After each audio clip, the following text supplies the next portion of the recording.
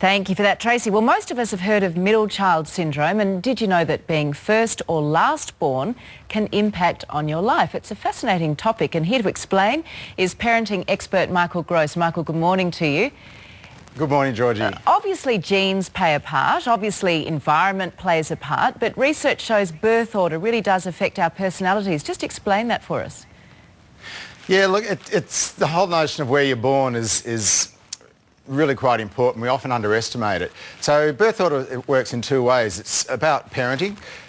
Kids experience different parenting in each different position. So firstborns tend to experience parenting where the bar's really high if you're a mum and dad, whereas if you've the youngest in the family, maybe if you've got 4 or 5, and it doesn't happen very often these days, but if you're the youngest, you experience very different parenting. Mum and dad's quite relaxed by the time they get down to you.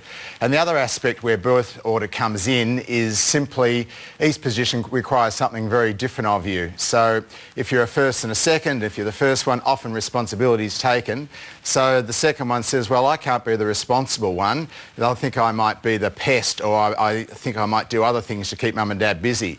So largely kids are niche marketers. They're looking for their strengths, and they're looking to develop the characteristics which mum and dad really enjoy in them. So in many ways, birth order accounts for the differences in families. We look at genetics, we look at what I call the family frame, how you were parented, and you start to look at what kids have in common, and that will give you an idea of your family parenting or your family frame. But the differences, and a lot of kids who are first and second, similar gender, similar sort of parenting style in lots of ways, maybe gone to the same school but so fundamentally different. And why is it so? And this is where the birth order comes in, because kids are looking for their differences. And how can that then be helpful, say, when it comes to parenting, if you have that understanding of what might be typical in a firstborn and what might be typical in subsequent children? Yeah, I find it interesting. Often that response even indicates where your birth order as a parent. Firstborn parents actually love to control things, and they like to say, gee, I like to fix this. Youngest, or parents who are youngest borns go, oh, that's pretty interesting, we'll just leave it be, because one of the things about being a youngest is that you're a survivor.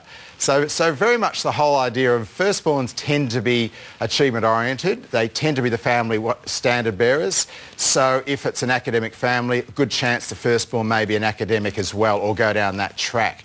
Then the next one comes along, which is the second one. You can guarantee the second will be different than the firstborn.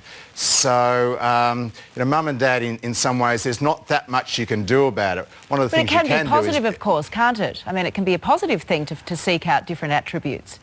Oh, it is. And kids actually seek them out themselves, particularly if you're a high-praise family. And if your mum and dad praises academia, and the first one goes, oh, I think I'll be academic, I think I'll go down that track. The second one might look and go, no, I won't go there. So if you want your kids to be competitive, and what we do know in small families, they're quite highly competitive, you praise them. But my recommendation, my advice is not to be a high-praise family, to look for their differences, to celebrate the differences between kids. And one of the things about firstborns, which I often point out to parents, is simply that they're low risk takers when it comes to trying new things. They're not life's adventurers in many ways, because they like to please mum and dad. One of the reasons why youngest ones are often successful but in a completely different way than the rest of the family is that they're not as concerned about pleasing mum and dad as perhaps the firstborn.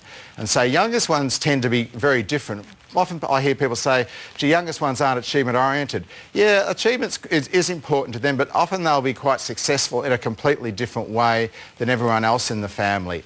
And one of the reasons is that they're not as fussed about pleasing mum and dad as perhaps the firstborn is. It's all really interesting stuff, Michael, and unfortunately we've run out of time for this morning, but we appreciate it. Thank you very much for being with us.